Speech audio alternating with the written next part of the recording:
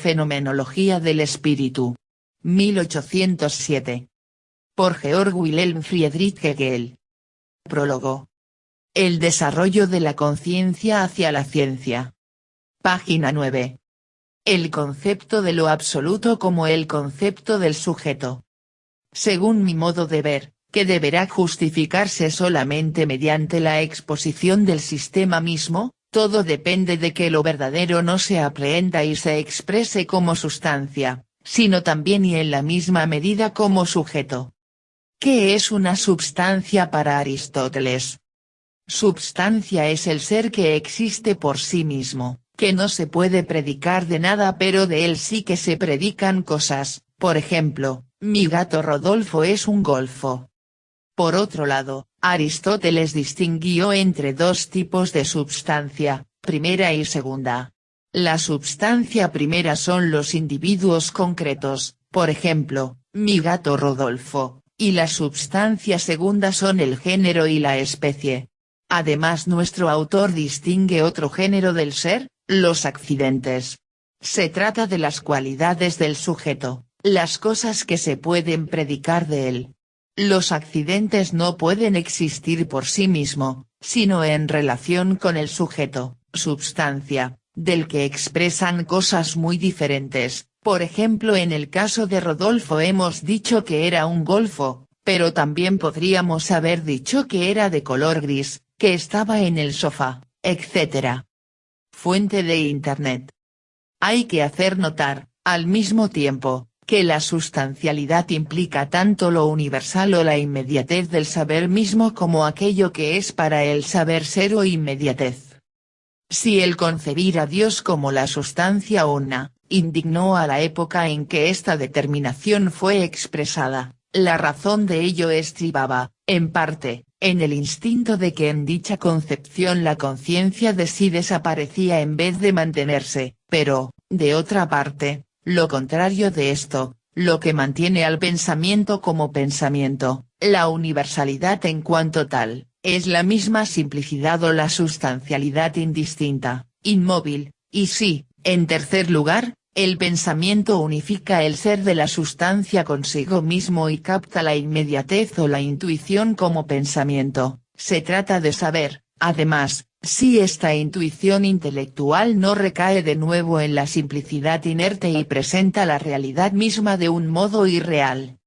La sustancia viva es, además, el ser que es en verdad sujeto o, lo que tanto vale, que es en verdad real, pero solo en cuanto es el movimiento del ponerse a sí misma o la mediación de su devenir otro consigo misma.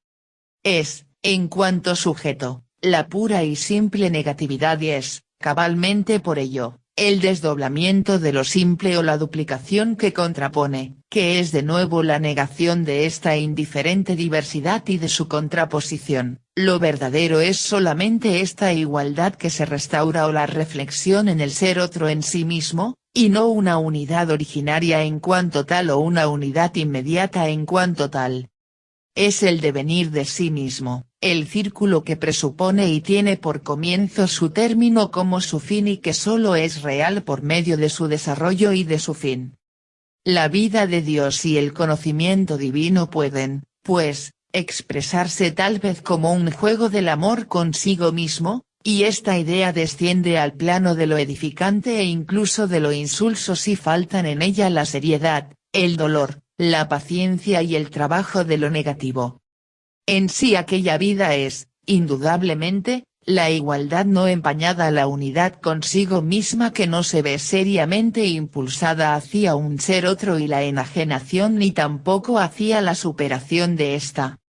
Pero este en sí es la universalidad abstracta, en la que se prescinde de su naturaleza de ser para sí, con ello, del automovimiento de la forma en general. Precisamente por expresarse la forma como igual a la esencia constituye una equivocación creer que el conocimiento puede contentarse con él en sí o la esencia y prescindir de la forma, que el principio absoluto o la intuición absoluta hacen que resulten superfluos la ejecución de aquel o el desarrollo de ésta. cabalmente porque la forma es tan esencial para la esencia como ésta lo es para sí misma, no se la puede concebir y expresar simplemente como esencia, es decir, como sustancia inmediata o como la pura autointuición de lo divino, sino también y en la misma medida en cuanto forma y en toda la riqueza de la forma desarrollada, es así y solamente así como se la concibe y expresa en cuanto algo real. Lo verdadero es el todo. Pero el todo es solamente la esencia que se completa mediante su desarrollo. De lo absoluto hay que decir que es esencialmente resultado, que solo al final es lo que es en verdad, y en ello precisamente estriba su naturaleza, que es la de ser real, sujeto o devenir de sí mismo. Aunque parezca contradictorio el afirmar que lo absoluto debe concebirse esencialmente como resultado, basta pararse a reflexionar un poco para descartar esta apariencia de contradicción. El comienzo, el principio o lo absoluto, tal como se lo enuncia primeramente y de un modo inmediato, es solamente lo universal. Del mismo modo que cuando digo, todos los animales, no puedo pretender que este enunciado sea la zoología, resulta fácil comprender que los términos de lo divino, lo absoluto, lo eterno, etc., no expresan lo que en ellos se contiene y que palabras como estas solo expresan realmente la intuición, como lo inmediato.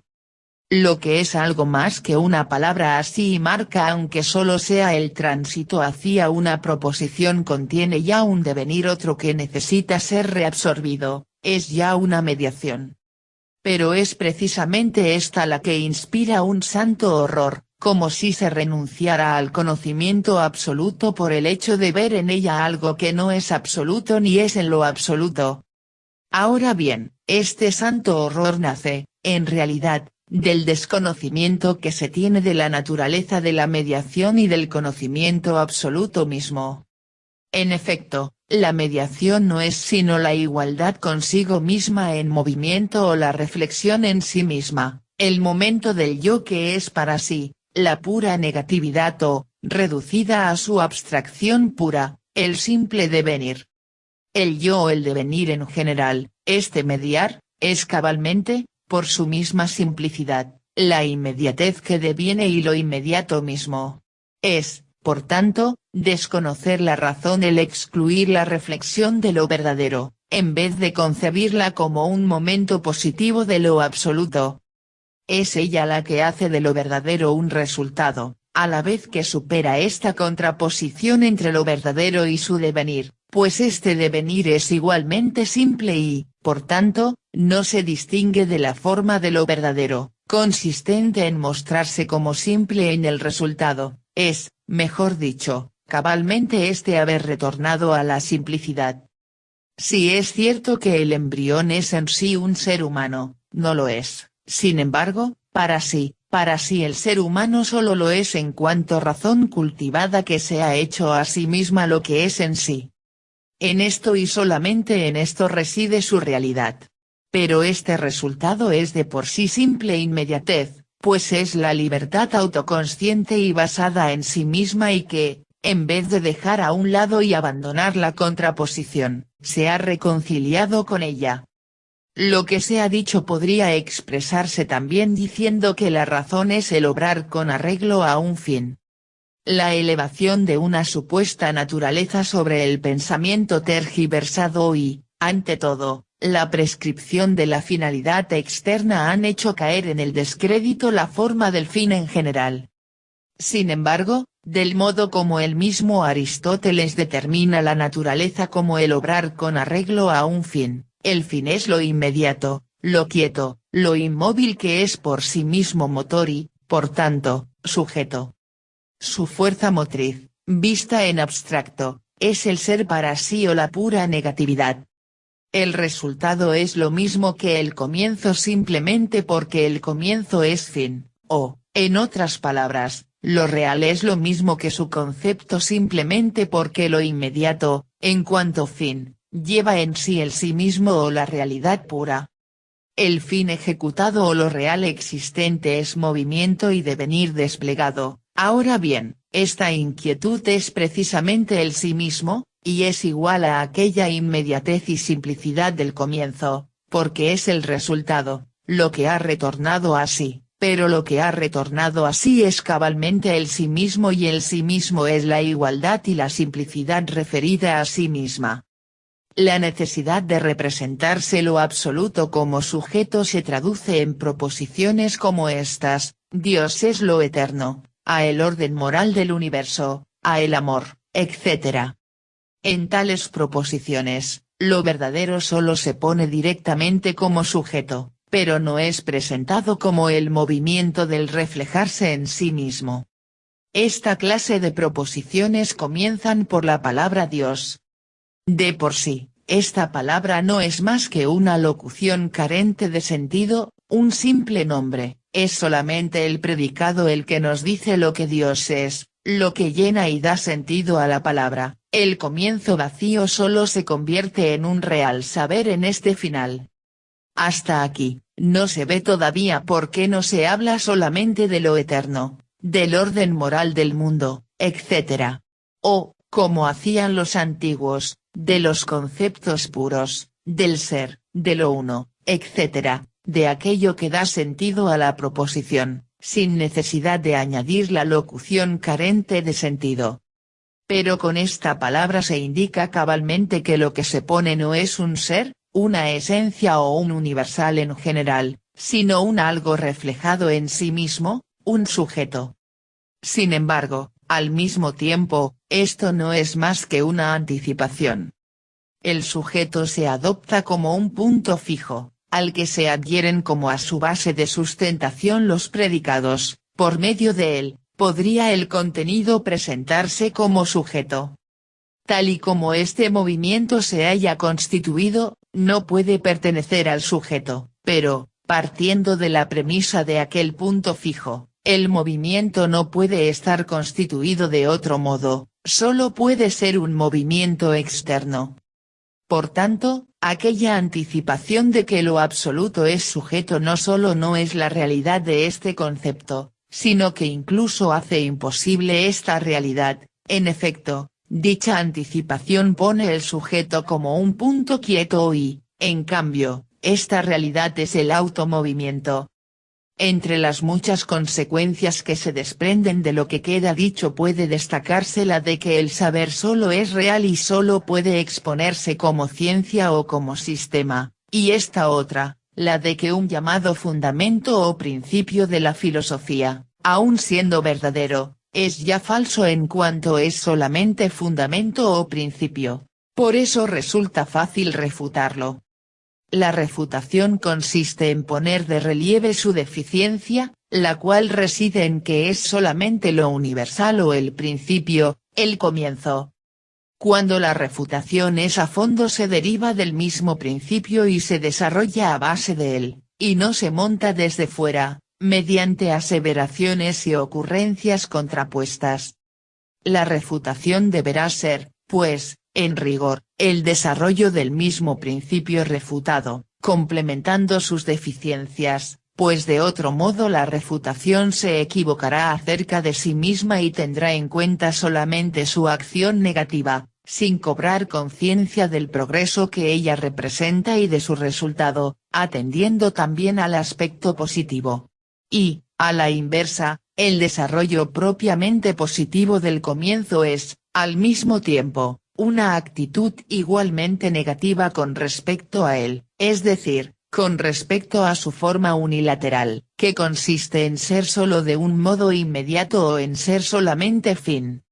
Se la puede, por tanto, considerar a sí mismo como la refutación de aquello que sirve de fundamento al sistema, aunque más exactamente debe verse en ella un indicio de que el fundamento o el principio del sistema solo es, en realidad, su comienzo. El que lo verdadero solo es real como sistema o el que la sustancia es esencialmente sujeto se expresa en la representación que enuncia, lo absoluto como espíritu, el concepto más elevado de todos y que pertenece a la época moderna y a su religión. Solo lo espiritual es lo real, es la esencia o el ser en sí, lo que se mantiene y lo determinado el ser otro y el ser para sí y lo que permanece en sí mismo en esta determinabilidad o en su ser fuera de sí o es en y para sí. Pero este ser en y para sí es primeramente para nosotros o en sí, es la sustancia espiritual. Y tiene que ser esto también para sí mismo, tiene que ser el saber de lo espiritual y el saber de sí mismo como espíritu, es decir, tiene que ser como objeto y tiene que serlo, a sí mismo, de modo inmediato, en cuanto objeto superado, reflejado en sí. Es para sí solamente para nosotros, en cuanto que su contenido espiritual es engendrado por él mismo, pero en cuanto que es para sí también para sí mismo, este autoengendrarse, el concepto puro, es para él, al mismo tiempo, el elemento objetivo en el que tiene su existencia, y, de este modo, en su existencia, es para sí mismo objeto reflejado en sí. El espíritu que se sabe desarrollado así como espíritu es la ciencia. Esta es la realidad de ese espíritu y el reino que el espíritu se construye en su propio elemento. Página 12.